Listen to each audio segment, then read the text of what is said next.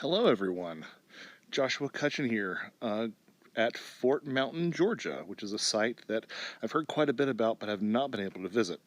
I've been very negligent in the fact that this is only an hour and a half away from where I live, and it very much resembles some of the faerie sites in Ireland. To a degree.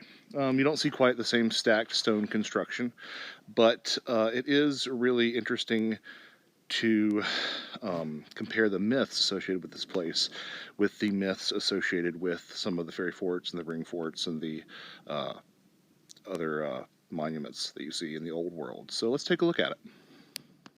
As you can see, we have a large stone wall. It's 885 feet long.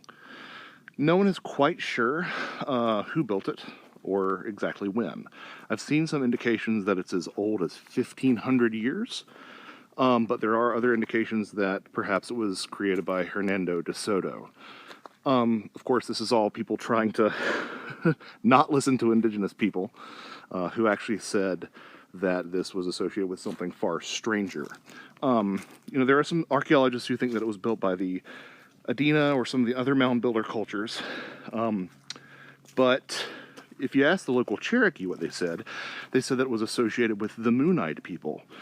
Now, the Moon-Eyed people are an interesting topic because they were often attributed in esoteric circles with perhaps being a group of pre-Columbian Welshmen, perhaps related to the Welsh Prince Madoc, who came over here. The Cherokee described the Moon-Eyed people as being pure white, shorter than they were, and having either eyes that were moon-eyed because they could see in the darkness better, or moon-eyed because they were large eyes.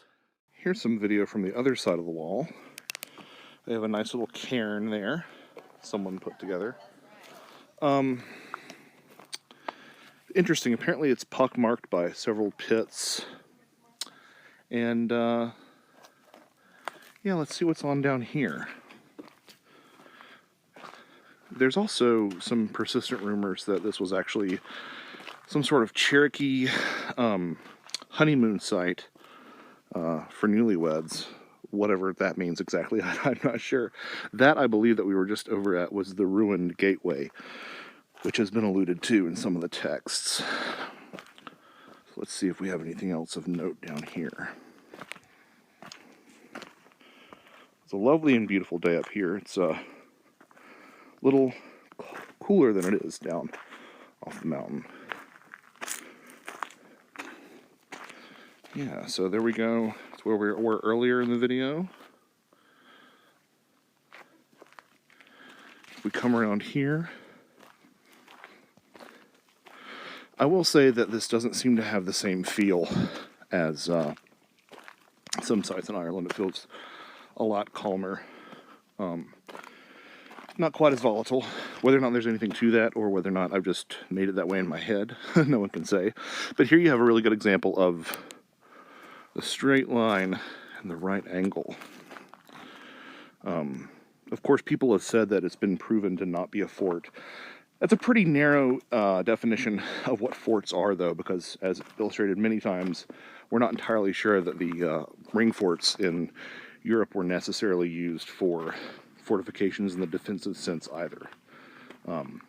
Possibly used for cattle or for rituals. And my inclination is that this is probably for rituals, built by human hands, and was associated with people after they died. In other words, fairy folk, which ties into the book that I'm currently working on about death and the paranormal. The Moon-Eyed people were relatively hostile to Cherokees, if memory serves. And the prevailing wisdom is that they were either driven away or driven underground, literally or figuratively, by the Cherokee, or they were slaughtered by the Creek. A lot of people have, again, tried to attribute these to non-native people who built this, which is part of a longer, quite frankly, racist line of thought that all the mounds and the monuments in the Americas are not attributable to native peoples. But in reality, if you look at the way that the Moon-Eyed people were described, possibly thriving in darkness, possibly subterranean, definitely short, definitely associated with the color white. It really does sound like a fairy folk motif, and that will be consistent with the same attribution that we see not only in other parts of the southeast. The Nunahee of the Cherokee are also associated with a lot of Indian burial mounds and whatnot, especially in North Carolina. But also, you know, all the Irish sites that we saw in my older video from several years ago in Ireland. In fact, the way that the Cherokee perhaps drove the Moonite people underground literally quite closely parallels stories of the Tuatha De Danann being forced into the mounds by the Irish. So, really interesting site. In some ways impressive, in some ways not. I'm not meaning that pithily, but once you've seen some of the sites in Ireland and other mounds in the area like Etowah, it's a little bit underwhelming, but it's still interesting to see this much stacked stone and to have such an explicit fairy legend associated with. I find really fascinating.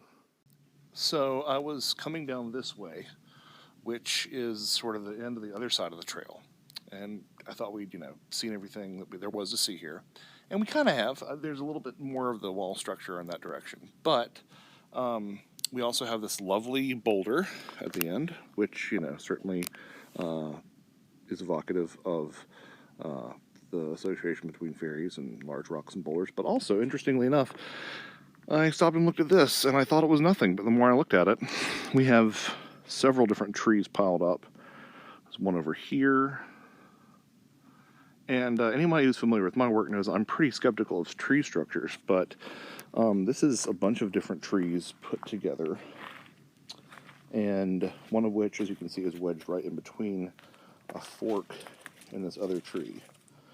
Could be natural. It's a lot of different breaks piling up in one spot. You have some other limbs that look like they were pulled from another spot. Could be natural. Could be man-made. For what purpose, I don't know. Obviously, it's not a shelter or anything.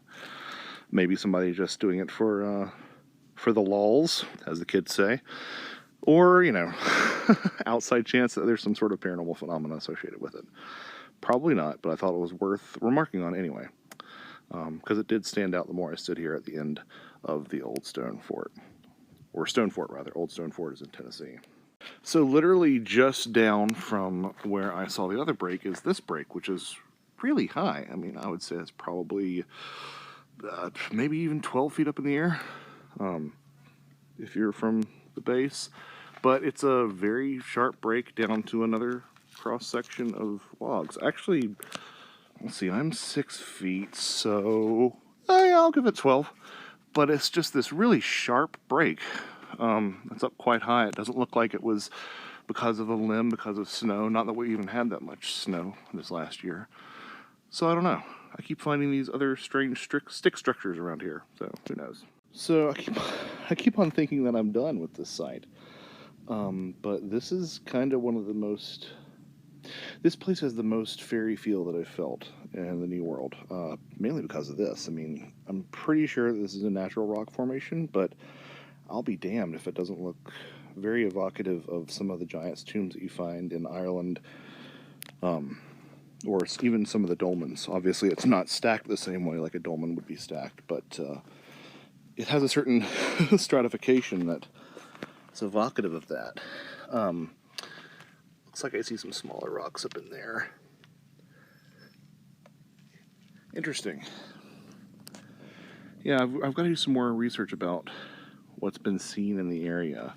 But the presence of an ancient monument so close makes me think that there's got to be something else going on here. It's a little bit stranger. But I just thought it was worth sharing this really quite striking rock formation with everyone.